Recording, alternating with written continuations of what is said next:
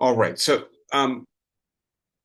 As you can see, I'm going to speak with you this week about an ongoing topic, but I want to contextualize this for a moment. And so we are aware, on the one hand, that President Trump and the president of China, Xi, just concluded a summit meeting. And I think when we look back at this in retrospect, it'll be even more obvious, and I think it's quite obvious right now that there was really nothing terribly important that happened at this meeting, this summit of leaders. Nothing substantial was agreed to or concluded. Having said that, I do think that perhaps future historians will look back at this and notice that it's the first summit in which the leader of China is clearly stronger than the leader of the United States. And the leader of the United States is beginning to understand that the leader of China is stronger. Henry Kissinger, about 20 years ago, warned that this day would come pretty soon and that the United States should conduct itself in anticipation of this day. And I will note that for much of the last 8 years, the one of the chief goals of the foreign policy of both Donald Trump and Joe Biden has been to prevent this day from arriving. And neither of them was particularly effective at doing it. And I think in part, I want to lay blame at the feet of both of these men and the failure to continue the policies that Barack Obama had begun. And I don't want to give too much credit to Obama, but I think at least he was thinking more constructively in terms of how does the United States manage a world in which China emerges as an equal and eventually, almost certainly, as a superior power. And here I want to add that I think part of the reason that Joe Biden failed to really resume the policy that Obama had begun to pursue is in part because Donald Trump had made it a kind of consensus view on the part of both parties that China was a rival and that the appropriate strategy of the United States was to contain its arrival in the realm of full equality, of equal power globally. And the irony here is, right, the Chinese military is in the middle of a decades-long modernization program. I mean, it's just a program to build more and more and more. And so they're about halfway through this program. They're not where they want to be. And already this day seems to have arrived. And I want to suggest that it's arrived as much because the United States has weakened and weakened itself as because China has grown in power. But then the final thing I want to notice is the pivot from a more constructive to a more containment, constructive engagement as opposed to containment kind of foreign policy became obligatory because Donald Trump made it obligatory, and both parties found it hard to resist. And that's despite the fact that it was a policy that was almost certainly doomed to fail from the beginning. And this is where I want to conclude this little bit of analysis, which sets up what I want to do today. I want to suggest that this is foreign policy made for social media consumption or for the digital age, for people with short attention spans and lack of patience for detailed strategy. And then I'll add and two more layers to this. I think that the first, and I'm going to speak with you more about new technology today, but I'm at a conference presenting a paper on this. There are a number of other papers on these topics. And one of the things that has kind of slowly dawned on me as I've been thinking about this is that Donald Trump really is the perfect president for this media moment. And in saying that, in part what I mean is that Donald Trump, I think, in a really peculiar way, has lived his entire life with the desire to be the center of media attention in a spectacle kind of way. He was a tabloid sensation as a real estate developer.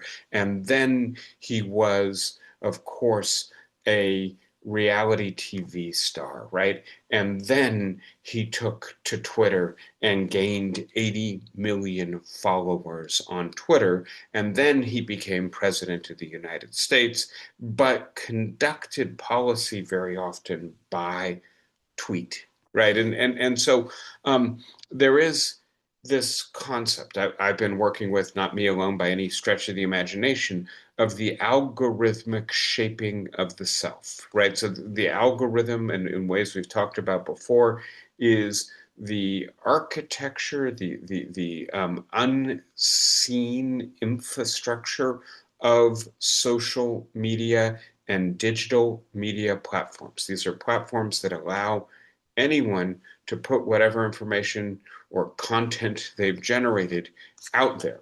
And then the question is, who gets to see it? So if your daughter wants to show you images of your grandchildren and she thinks the best way to do it is to put them on Facebook and your friends on Facebook, those pictures will get to you, let us hope, because the algorithm detects these are pictures that are designed for family members. And we know that these two people seem to be closely related, so we'll uh, shuttle that content in that direction. But if I'm trying to make something for broader consumption, then I have to think, in a sense, what does the algorithm do? What is it looking for? It's looking for content that is highly contagious or viral, that people get sucked into and pay attention to. And by the way, we know not everybody gets sucked into the same thing. And so it develops behavioral profiles of people. And you make the content such that the platform promotes it to a broader audience, and hopefully they're engaged, and then it will promote it to a still broader audience. And so you start shaping your content to what the algorithm, the structure of the medium, demands of you. And if you really care about this, if you're someone, sometimes they're called influencers, sometimes they're called content creators, sometimes they're just ordinary people, but they're people who care about how widely their social media posts or content circulates. You start not just shaping your content, but maybe the things you do in your life to put yourself in those places where you're going to be able to generate content that is going to go viral, and then you will feel the satisfaction that comes with having had hundreds of thousands of people listen to or watch what you have produced. And you may find yourself slowly shaping yourself to the algorithm, right? Not just the content you produce for the algorithm, but in a sense, you get your primary affirmation and recognition from the fact that your content goes so wide and far and fast on the new medium that you rely on to circulate your content. And here then I want to suggest that Donald Trump was, prior to social media, the kind of person most likely to succeed in social media and the kind of person most likely to be shaped by social media. He has an affinity.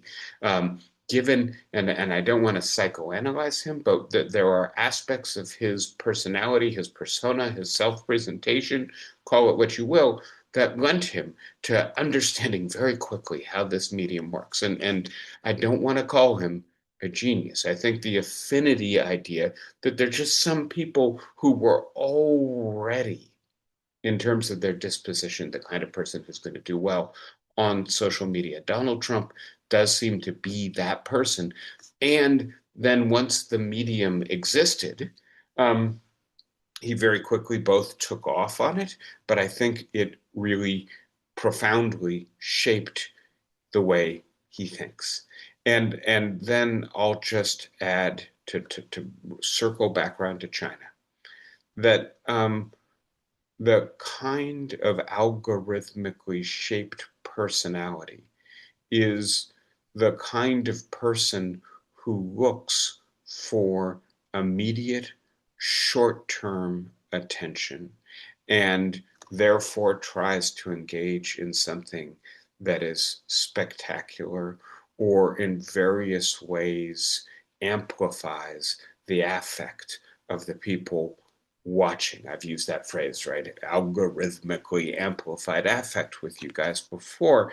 And so um, we've had a president now for, can I do the math, right? More than 5 out of the last 9 years, and presumably it'll be 8 out of the last 12 years over the next few years, who has a personality that is deeply shaped by social media. We had a president in Joe Biden who doesn't, but who therefore failed in important respects as a president, was unable to use the new medium to communicate some of his success, and who also got hemmed in, and in specific terms with regards to China policy, by his predecessor's aggressively hostile stance to China. And so the last thing I want to say is that this is both a medium, social media, and a way of influencing the personality of the person who depends very much for their recognition, their affirmation, their well-being on this medium. It shapes content and personality in ways that are adverse to long-term strategic thinking. And then looking through the historical lens, I think that the final thing we might see about this summit that also is going to be hugely significant from a world historical point of view is that Xi and Trump had, I think, a single most urgent task and an opportunity to do something about it, and they did nothing. And that opportunity and that task were to talk about artificial intelligence and its regulation, to recognize what a threat this is to us on multiple levels, right? It's a threat if artificial intelligence grows in capacity and agency very rapidly and we don't figure out how to control it. It's a threat to us environmentally in terms of the resource drain that the building out of all these data centers is creating worldwide. Um, and I think in more mundane ways, the ubiquitous employment of artificial intelligence that is, on the one hand, built into practically every aspect of our digital lives, and that's a larger and larger share of our lives.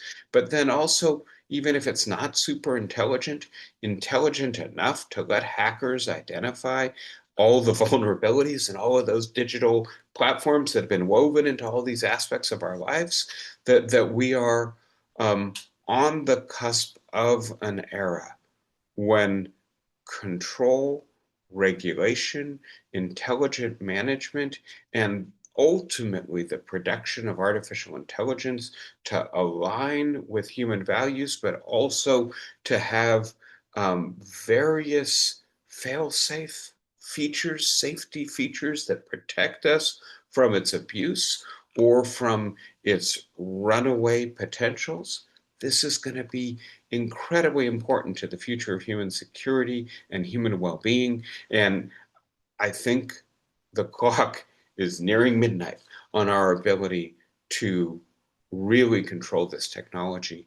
And I think the fact, frankly, that Donald Trump treated this summit as an opportunity to both distract the United States, his domestic audience, from the deep failure of the policy in Iran and the accumulating damage that this is doing to the American people, the American economy, but also to the world economy. And that distinction, the American economy and the world economy, it's a pretty loose distinction. The American economy is deeply integrated into the world economy. So damage to the world economy damages the American economy and vice versa.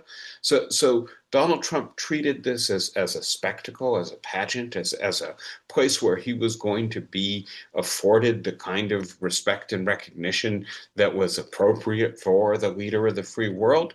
And frankly, I think he welcomed the opportunity to distract himself from his own failures and from accounting for them in electoral politics. I won't talk about the abysmal stuff to do with redistricting and the desperate effort of the Republican Party to forestall electoral accountability for the complete failure of their leader to do what he promised, the core right pledge of his presidency has been completely abandoned by the president of the United States, and he doesn't give a damn, right? And so the idea that the American people are going to try to hold him to account, try to punish him, and that he doesn't see himself in this way as accountable, well, it's probably not going to work out very well for the Republicans, despite all of their terrible mischief, all of the, and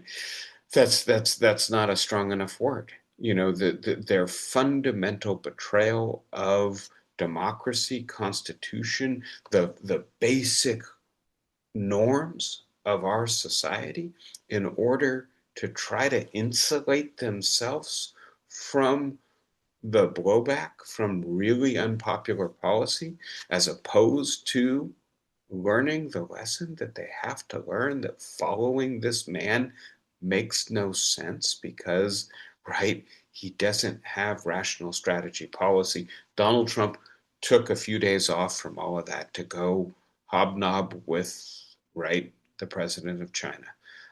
But they didn't solve the problem that was urgent for them to solve. They didn't even start thinking, talking about it. They kicked a can down the road that is not going to, right, be able to be addressed at a later date. So all of this to say, I think on the one hand, dealing with new technology was the fundamental goal of the summit. And on the other hand, part of the reason that we didn't deal with it is because we have a president whose, right, personality has been algorithmically shaped, whose power basis depends on the use of social media, and who is therefore incapable of recognizing the danger, thinking strategically, acting in ways that are ultimately to the long term benefit of not only the country he leads, but the people of the world. We will, I am sorry to say, I think, regret that this opportunity was squandered. So with that in mind, that's my preface, right? For half the time we've got together today, let me jump into what I want to talk with you about, and this is a continuing series of talks on this topic, and today I want to start thinking about it from the perspective of ethics. So, right, we've got a general rubric here: the ethics and politics of new technology. Can practical imagination and political resources keep pace with the era of accelerated change? I want to talk about that era of accelerated change with you today. And so the fundamental issue I want to address with you today is what I'm calling new ethics for a new age. How much do we need to regulate our use of and the development of new technology to conform with existing ethics? And I think the short answer is as much as we can. And then how much will ethics have to evolve to fit novel times? And there I want to suggest the answer is obviously a great deal, because this technology has power and implications unlike any technology we've ever used. We've gotten really very bad at um, regulating technology ethically, at regulating our own use of technology, or collectively saying that's a bad, a wrong, a self injuring or damaging use of that technology. I have on the board Marcel Duchamp's painting The Passage from Virgin to Bride. And I've got it there for a couple reasons. One of them is because Duchamp, and this is a successor to the nude Descending the Staircase paintings, where he was trying to represent physical motion in a static medium. And here he's trying to represent psychological and spiritual change, right? What does it mean to go from being virgin to bride? Presumably, it means losing your virginity. It means having a fundamentally transformative life experience. How in the world do we represent that in painting? And so two things I'm thinking about with this painting. The first is um, I don't think AI, I don't think machine intelligence ever can have that experience. And so the idea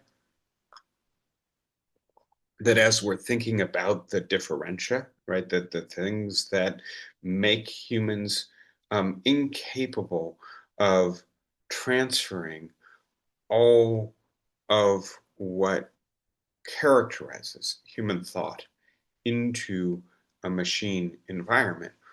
This is an example. When we go through a profound personal change, um, that isn't just having a new idea or even a new experience, right? It's some sense an identity shift or an emotional earthquake. And there are different ways to talk about it, but that this is something that a person with a conception of themselves, with an identity, with the experience of a life changing event, processes it through the way in which they then change their identity, their sense of self.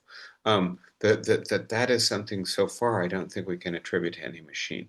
But the second right aspect of this is if you remember back to Nude Descending a Staircase, Duchamp is focusing on what Walter Benjamin called art in an age of mechanical reproduction, right? When we've got photographs and movies, can painting still be the same, right? And note that a movie, I mean, you can think of I'm sure multiple scenes in movies that represent the first time people have sex, and the idea that it can convey an emotion maybe in a way that a static medium struggles to, and Duchamp is trying to figure out, well, how can I help painting to catch up?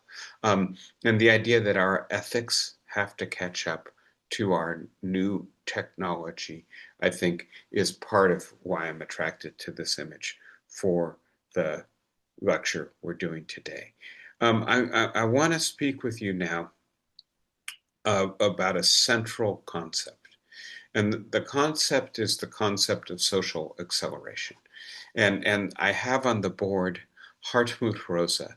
And so he's at the conference I'm at, and I was talking with him yesterday.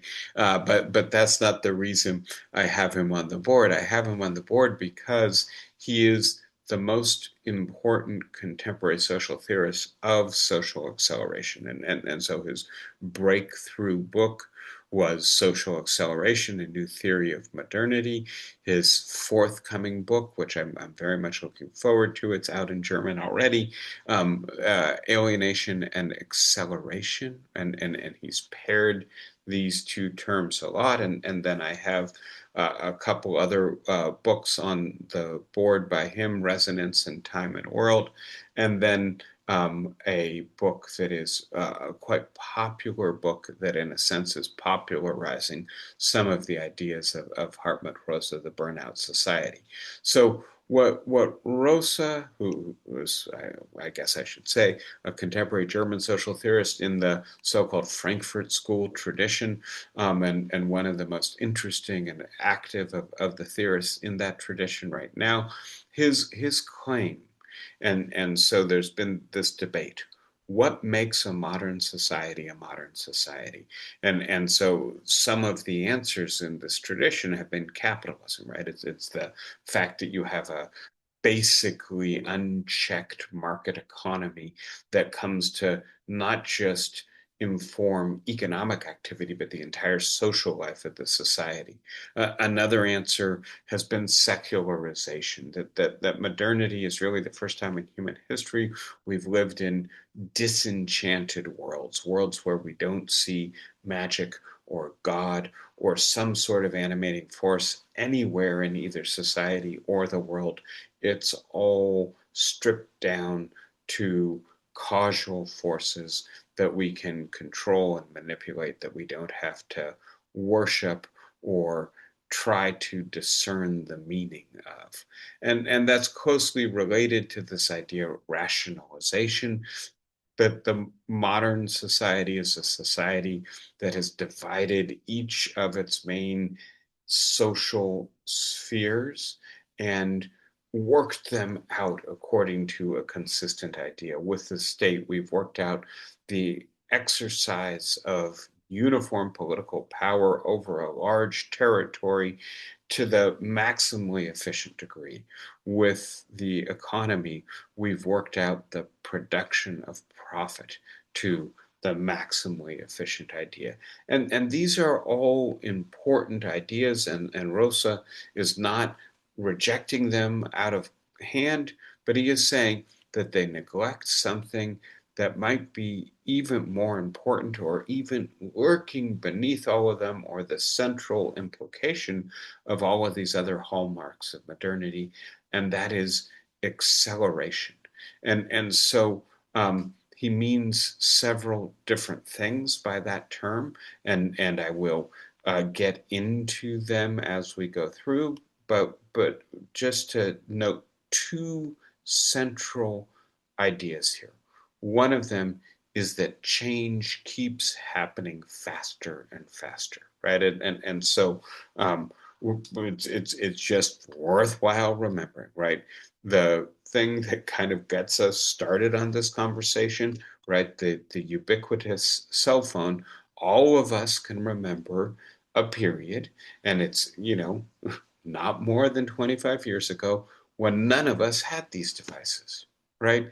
And now, you know, there are billions, roughly half the world's population is networked via these devices.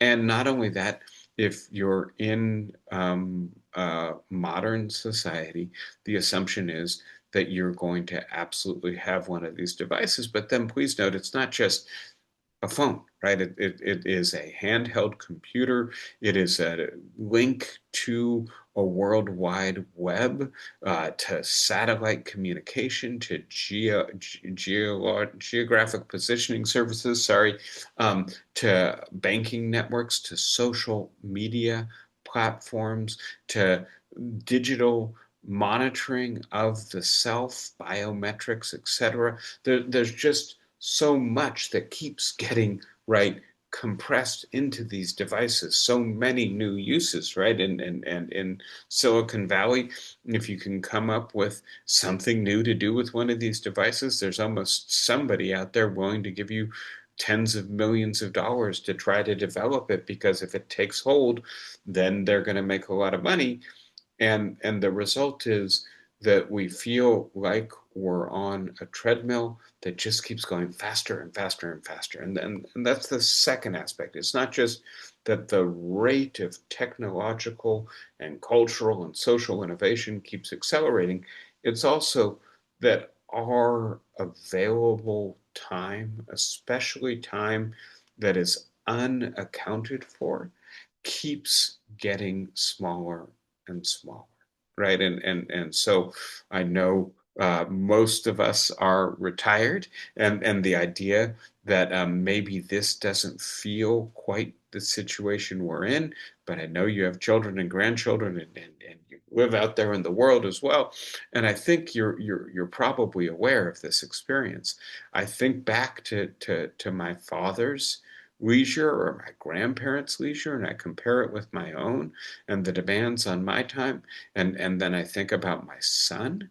It's just each generation feels like it has more and more it has to do in every day in order to keep up with social expectations or economic demands, etc. And so that other experience of acceleration, right? The amount of time available to us to do nothing with keeps shrinking, and it's just harder and harder, not only to keep up with technological advances, but just to manage everything we're supposed to do in a day. So, right, the central paradox here then is that technological advances designed to save us time instead are producing a widespread experience of what Rosa and others call time poverty, right? That I just don't have enough time. I can't budget my time to meet all the demands and needs on it. So, with that in mind, I want to go into three specific dimensions of acceleration and then think a little bit about their interaction with each other. Technological acceleration, we've discussed, I think it's pretty obvious, but to be a little bit more specific, the way Rosa formulates this, the speeding up of goal-directed processes, traveling, communicating, producing goods, right, is I hope, relatively obvious, and they're sped up by the way in which our technology allows us to do this, right? Here we are, almost half a world apart, communicating instantaneously as if we were in the same room with each other in ways that, frankly, 10 years ago would have been very awkward or simply impossible. And now it's become the taken for granted of our social life. The acceleration of social change. And here, I think this is a little less obvious, although still apparent once we begin to talk about it. The increasing rate at which social institutions, practices, and knowledge become obsolete, what he calls the decay of reliability. And so the experience I have at going to a conference like this, I was in graduate school 30 years ago. What I know, as opposed to what the freshly minted PhDs know, it's very different. And so the idea that there's more and more and more literature and ideas for me to catch up on is just one example. My training has become obsolete within less than a generation. I don't want to say obsolete; that's too strong, but it's no longer avant-garde for sure. So at the same time, right? Another example would be family structure or career path, and one of the things we've talked about before. My data may be a little out of date at this point, but that the average American changes jobs 6 times, and very often they move between entirely different fields, right? And you can think back to a world not too long ago where it was expected that the son, usually the son, would do the same thing the father did, right? I've spoken with you about various philosophers who, right, are the sons and the grandsons of the great grandsons of ministers or rabbis, etc., right, and lawyers as well. So this idea that you just do what your family has done since time immemorial, and lo and behold, as opposed to right our children doing what we do, they not only don't do what we did, but they do multiple things in their same lifetime. The same thing with the family, right? The idea that this had been a stable institution. One of the papers that I listened to at this conference is about the abolition of the family in the same sense of the abolition of slavery, right? The idea that the family is a primarily oppressive institution. And while the talk I think was very interesting in trying to differentiate something like slavery that there's no positive value to, and so you should simply want to abolish it, as opposed to something like the family, which from a feminist point of view is extremely important in reproducing gender roles and gender inequality. And you certainly want to abolish that aspect of it, but there are things that are very valuable about the family as well, or at least we can have that conversation. But the idea that, right, the average child in the United States is not being raised by two heterosexual parents who, right, were married at the time that the child was conceived, etc. Right, that many young people don't ever want to marry. At least that's the way they answer survey questions about this.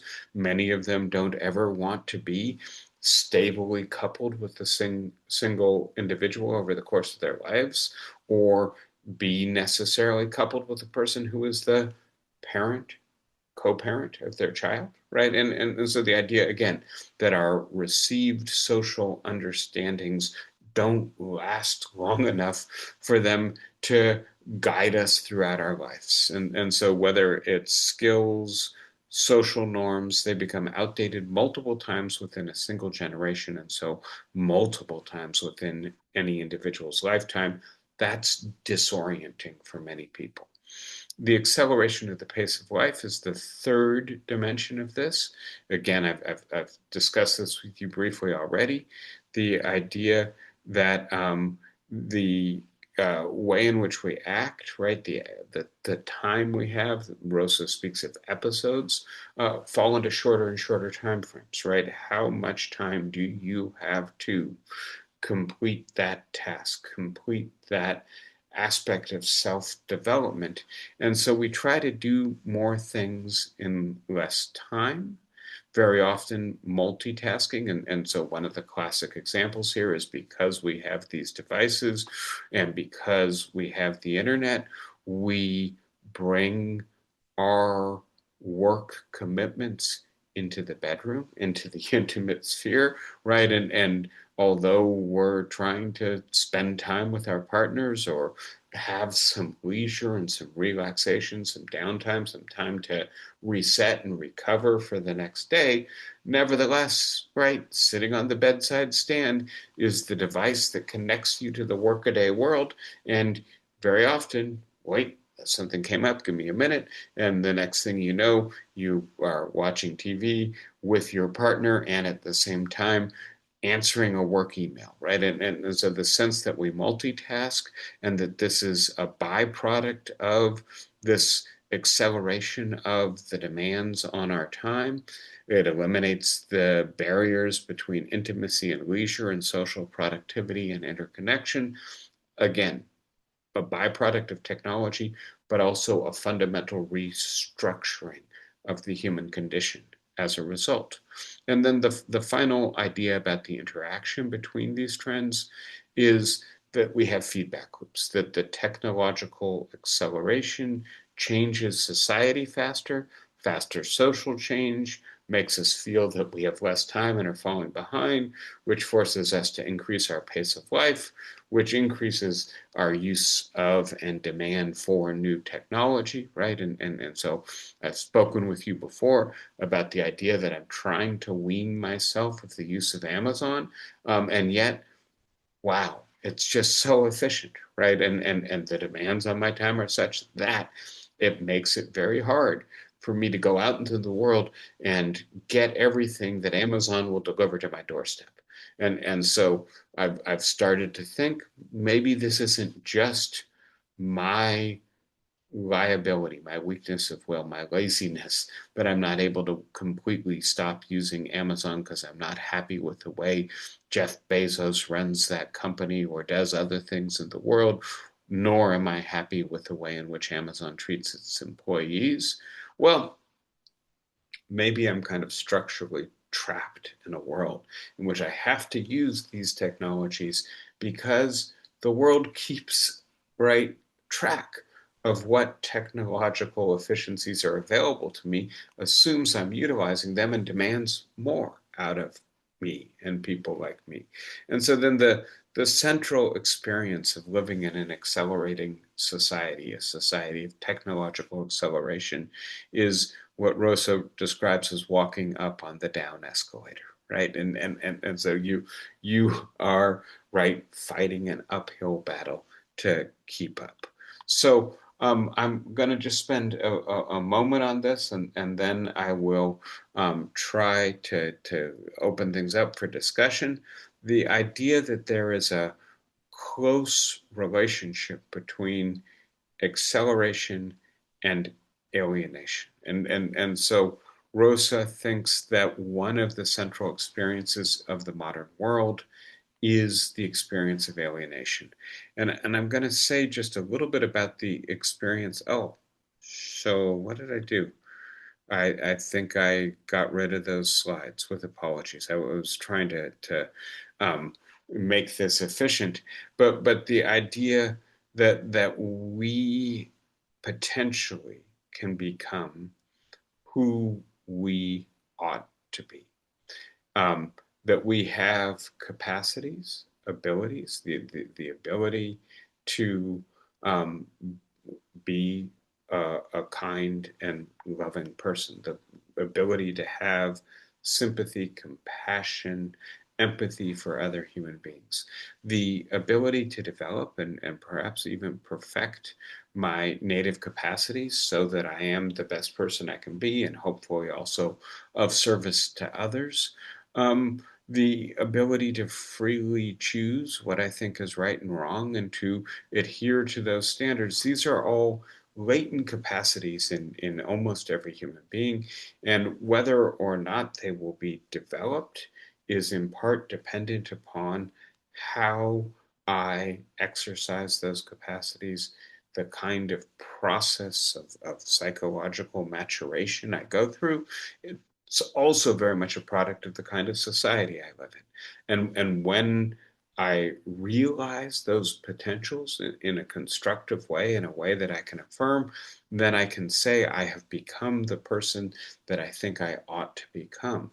But if I become something different, if I become a mean, hostile, indifferent person who's a slave to my technology or to my desires or to my need for status, then right, there's a long tradition going back to Aristotle and through Rousseau and Hegel to Marx of saying you have failed to become what you potentially are.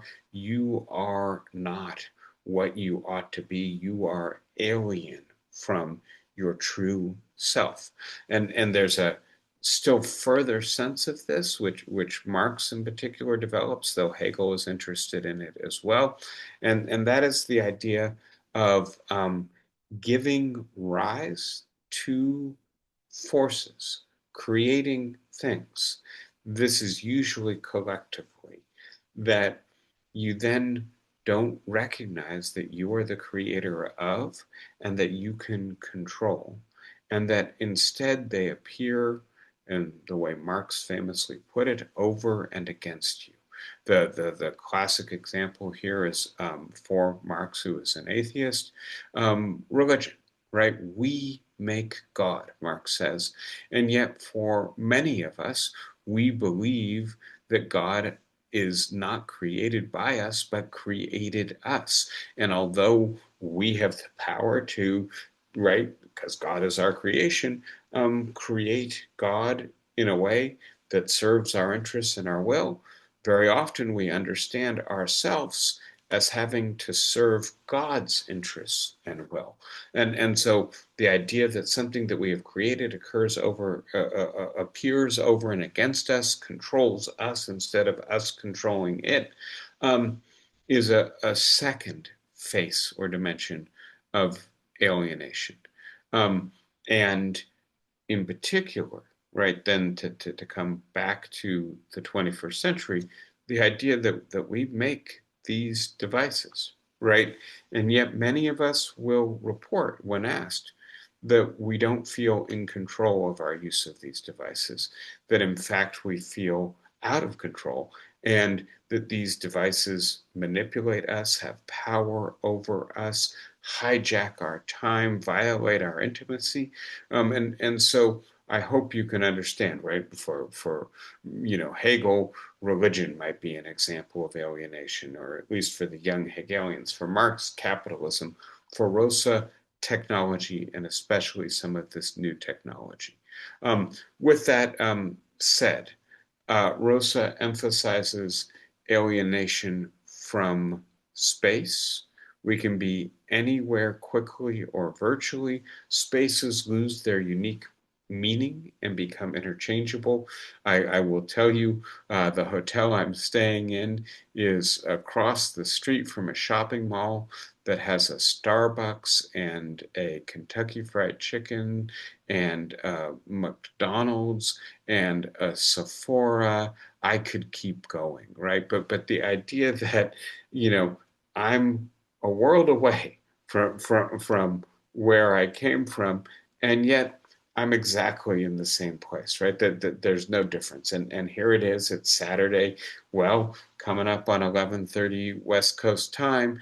It's coming up on 8:30 in Prague, and I'm doing what I do every Saturday, right? Despite the fact that I'm no longer in the place I usually do it in, we end up not really relating to space as something particular, specific, potentially saturated with meaning. And I think, yeah, let me see if I can finish this out. Alienation from things. We consume goods so rapidly, right? We live in a disposable society. The idea, I was listening to one of the Steve Jobs biographers, and he was saying, look, Jobs wanted us to have one iPhone, right? There never to be another iPhone. That was his idea, one and done. And, I we're on iPhone 17, somebody told me the other day, right? I've lost track. But the idea that we just throw away, right? So much of what we buy. We don't have a permanent relationship to the objects in our environment. We don't maintain or repair them. We are therefore unable to attach memories or stability to them. We certainly don't understand how they work. If they stop working, we don't try to fix them. We just get a new one. That this alienates us from the things in our environment.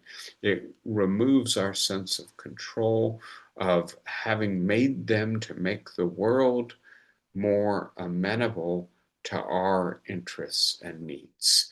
Um, Alienation from our actions. We spend our days doing things we do not actually want to do, answering endless emails, managing or engaging with social media, for instance.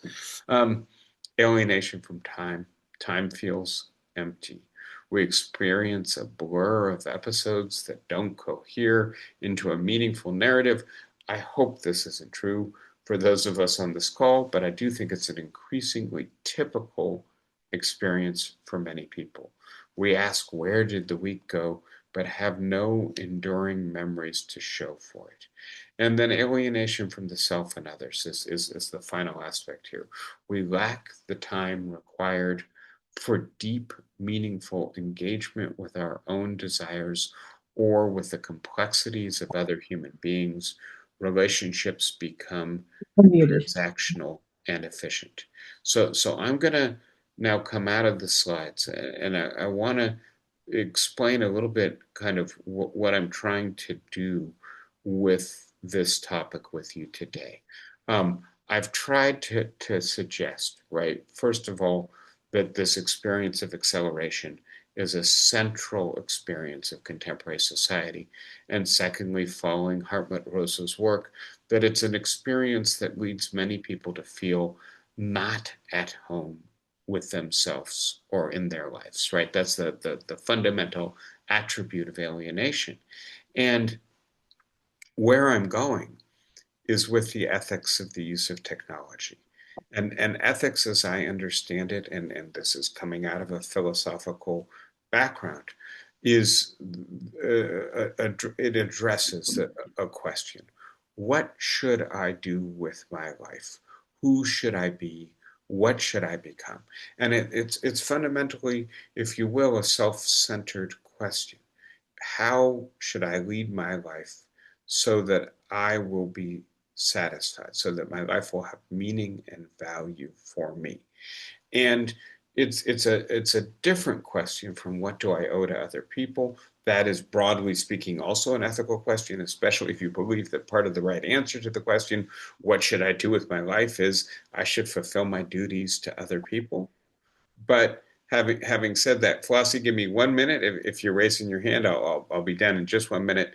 The idea that many people in our society are reporting diminished well-being, lack of Mhm. satisfaction with their lives, and that a lot of it Mhm. has to do with this technology, suggests that we need to be having an ethical conversation about our use of this technology. Let me stop there, Flossie. Go ahead, please. Well, let me put it to you this way. We can be over 100 and be facing the same dilemma. We want our lives to be useful, to have meaning, to be alive and not absolutely dependent on people who will take care of us. We would like to learn how to take care of ourselves by being aware. For example, I notice that at Lowell High School, only 6 kids, most of them women, were admitted into the next class. They were permitted to come to Lowell High School. That means they passed the qualifying exams and whatever. Only 6 kids, of course. White? No, they are people of color. So what do we do with a whole bunch of other kids who are people of color, who are ambitious, who would like to come to Lowell? How can we get them in? How can we get more teachers of color? If we don't do that, again, we have that split in population. You can't get into Lowell. You can't get into this good school. You become an athlete. You have that quality. You do something else. And finally, you take an exam that will give you some kind of job to work with the elderly. And there will be more and more elderly. And the people who serve the elderly may be bright people who were denied an education that they should have. And so they become, well, less sympathetic and they look for ways to take care of themselves. And you can't blame them, but it's a split that I feel every day. We should be one. We have the best place for the elderly in, I think, in California and the US. But there's something lacking because a lot of people who could be doing other things are forced to do things that they don't like to do. Thank you, That's, Flossie. Beautiful. Let me pick up on a few threads of what you said because you said a lot. I'm going to start with a half-hearted joke. I don't think you've been listening to the Supreme Court well enough because if you I guess had, I have. you would know that the only problem with race in the United States is with people who pay attention to race. If we just stopped paying attention to race, all of our problems with race would be over, according to the Supreme Court. Yeah, Right, as we watched the South eliminate almost all African American representation in Congress. I mean, it's a stunning moment we're in. I want to notice for a moment something else you said, Flossie, and I'm going to push back a little bit. The idea that you want to be able to take care of yourself. I understand that. Believe me, I understand that. But I also think, in a sense, it's an illusion to think that we ever took care of ourselves, right? You know, when was the time in your life when you grew all the food that you ate, right? that you made all the clothes that you wore. And so we're always dependent upon other people. You enter phases in your life in which you are less dependent and phases in which you're more dependent. That is the arc of a human life, right?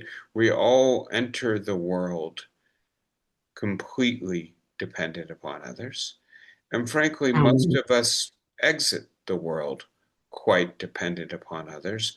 We don't think it's a problem that babies need their diapers changed and need to be fed and need to be minded.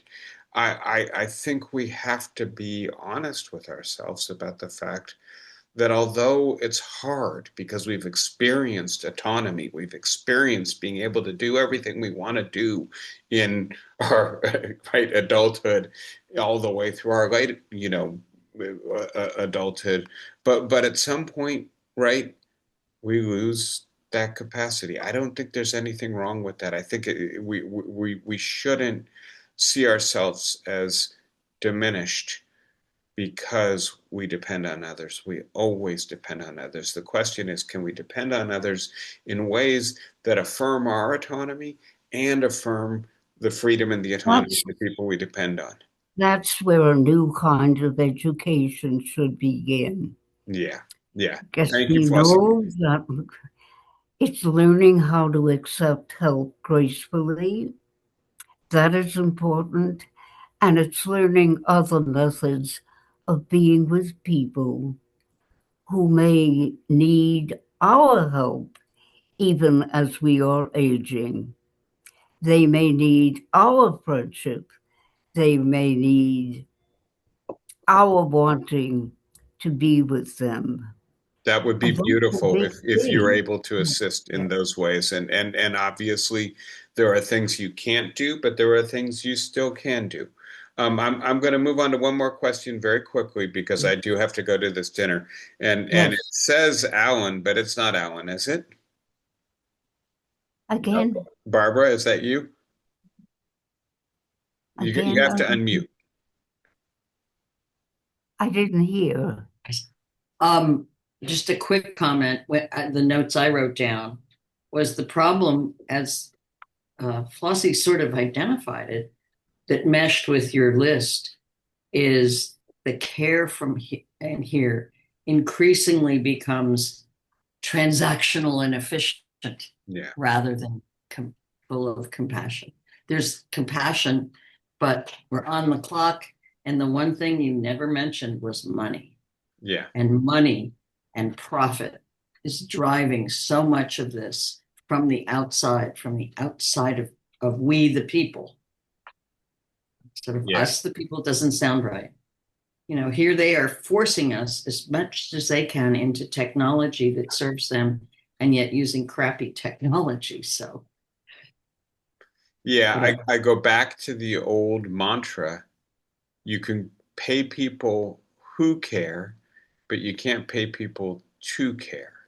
I think Right. you know that my partner is a doctor, and Sophia, and as a result, so many other doctors that we come into contact with are so frustrated by the hospitals, by the insurance companies. These are people who went into this profession because they want to care for people, because they want to promote their health, they want to be able to listen to them, and they're given these really tight little windows to speak with patients. I'm sure you've had this experience as well. And then they decide there's something that they need to do to help someone, and the insurance company denies the treatment that they believe is the appropriate treatment because it's, too expensive to cover for the insurance company. You're absolutely right. And so Rosa is saying acceleration at this point is the fundamental attribute of modernity. I think you might push back and say it's capitalism or it's the economy, stupid, right? But I think they might also just be two sides of the same coin. That part of the reason we're constantly getting new technology is because it's profitable, either directly for the companies that make it or indirectly for the companies that use it to have fewer employees or to get more value out of their employees.